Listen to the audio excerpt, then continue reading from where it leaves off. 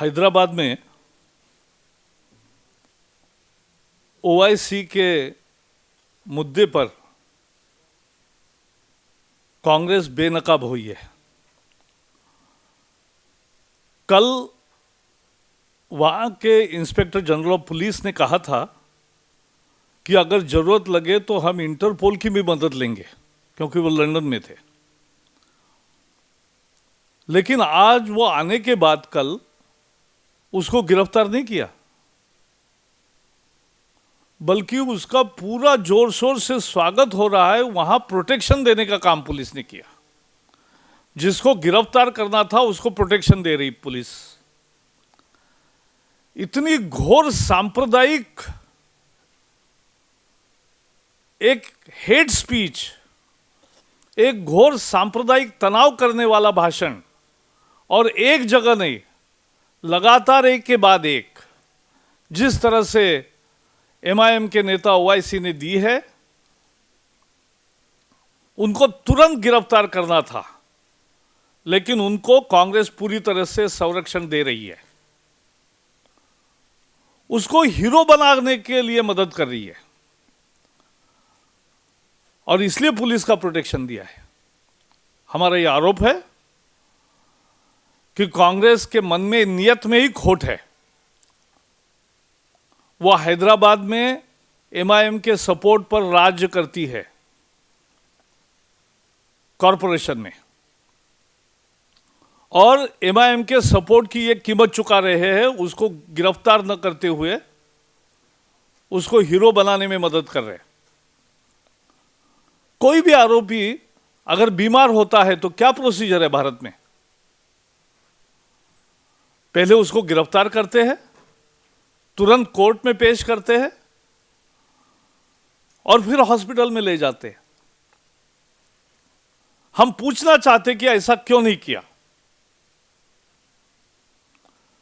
As far as this OIC arrest is concerned, the Congress government is not only dilly-dallying, but it is actively supporting MIM leader. Instead of arresting him, they are providing him protection and trying to build him as a hero out of hate speech. We condemn this Congress politics. Congress is doing this because they require MIM support to rule in Hyderabad Corporation. And that's why they are not taking action. If somebody is really, and the irony is that just 2 days ago, the Inspector General of Police had even mentioned Interpol and said they will seek help of Interpol to nab him because OIC has committed in a way heinous crime. A hate speech, a communal, which can flare up the communal passions, which nobody can justify. He has to be booked and he has to be arrested immediately. Instead of arresting him after his return to India, he is given a hero's welcome, and instead of arresting, police is giving him protection. We condemn this Congress politics. What is the standard procedure? The standard operating procedure in criminal matters is that you have to first arrest the culprit, then produce him before the court, and after the court's directions, take him to the hospital for further test. Even today's test at his residence, the doctors have clarified he is fit. But still, to evade arrest and to give him time to approach to go into High Court, the Congress is allowing this because Congress depends on their support to rule Hyderabad city. And that is the Congress communal politics. See, what is the Congress action plan? As far as Ramdev is concerned, they will have a midnight crack, a midnight swoop, where they will lathi charge the silent and sleeping protesters, thousands of them. They will arrest Anna Hazare and will not allow him to go to the fasting site, and will arrest him in the morning after he comes out of his flat. They will arrest in Puducherry a youth who just tweets against Chidambaram's son. But they will not arrest Gilani. They will not arrest OIC. Those who are perpetrating hate and communal divide, and those who are sowing the seeds of separatism, they are allowed. Congress के इस राज्य में देशभक्तों पर प्रहार है और जो फिरका परस्त है उनके लिए फूलों के हार है, और यह नहीं चलेगा। यह अजीब न्याय है कांग्रेस का। रामदेव बाबा के नेतृत्व में वहां प्रदर्शन चलता है शांतिपूर्ण, वह आधी रात को टूट पड़ती पुलिस। अन्ना हजारे अपने उपवास के लिए निकलते हैं, उनको तुरंत गिरफ्तार करते हैं। पुदुचेरी में एक युवक ने ट्वीट किया था चिदम्बरम के लड़के के बारे में, उसको तुरंत गिरफ्तार करते हैं। लेकिन सैयद शाह गिलानी यहां आकर लुटेन सिटी में, नई दिल्ली के मध्य में आकर वहां भाषण देते हैं फिरका परस्त, उन पर कार्रवाई नहीं होती है। और ओआईसी इतना गंदे भाषण पिछले 3 महीने से जानबूझकर, it's a political strategy, why is doing those hate speeches. देवताओं पर बोलेंगे, मजहब पर बोलेंगे, पुलिस नहीं होंगे तो हम क्या करेंगे बोलेंगे, वो सब कुछ बोल सकते हैं। सांप्रदायिक तनाव बढ़ाने के उद्देश्य से ही बोल रहे, और उन पर कार्रवाई नहीं होती, इसकी हम भर्त्सना करते हैं। और ये कांग्रेस की नीति और नियत पर एक जबरदस्त शक पैदा करता है, और ये एक तरह से सबूत है कांग्रेस के सांप्रदायिक राजनीति का। और इसलिए हम तुरंत मांग करते हैं कि उनको कोई भी छूट न देकर तुरंत गिरफ्तार किया जाए। झारखंड में नक्सलवादियों का एक बहुत गंभीर हमला हुआ है, और अभी जो मैंने समाचार लिया है तो सीआरपीएफ के और पुलिस के मिलकर 17 जवान शहीद हुए हैं।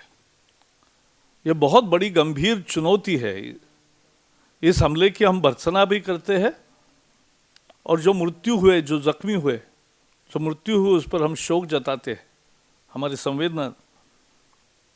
लेकिन हमें समझना चाहिए कि नक्सलवादियों ने संविधान को चुनौती देकर भारत की संप्रभुता पर हमला बोला है। Let us not forget that in 2011 there were 1760 left-wing extremism incidences. उसमें 142 पुलिस और सीआरपीएफ के जवान शहीद हुए, और 212 के जुलाई तक के आंकड़े जो है वो 950 है, यानी बढ़ रहा है, और 85 जवान हुए। तो इस साल तो पिछले साल से भी ज़्यादा हमले हैं और ज़्यादा पुलिस शहादत हुए हैं। बाकी भी जो लोग सिविलियन मरे हैं उसमें आदिवासी ज़्यादा मरे हैं। Let us not forget that they are challenging the very constitutional idea and idea of India. They are attacking the very idea of India, the constitutional mechanism of India, and they are attacking and adopting newer strategies. अभी जो फिलहाल चीन की हथियार Myanmar से होते हुए पूर्वोत्तर भारत के संगठनों के द्वारा और नक्सलवादियों को भी मिलने का जो सिलसिला सामने आया है वो बहुत गंभीर है।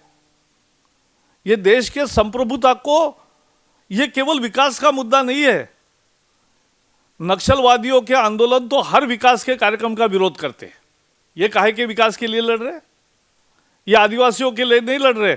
महाराष्ट्र में 2 जिलों में, चंद्रपुर और गढ़चिरौली में, जो चुने हुए सारे आदिवासी जनप्रतिनिधि हैं, उनको थ्रेटन करके, जैसे कश्मीर में इस्तीफे देने का लगा रहे, वैसे वहां भी इस्तीफा देने को लगा रहे।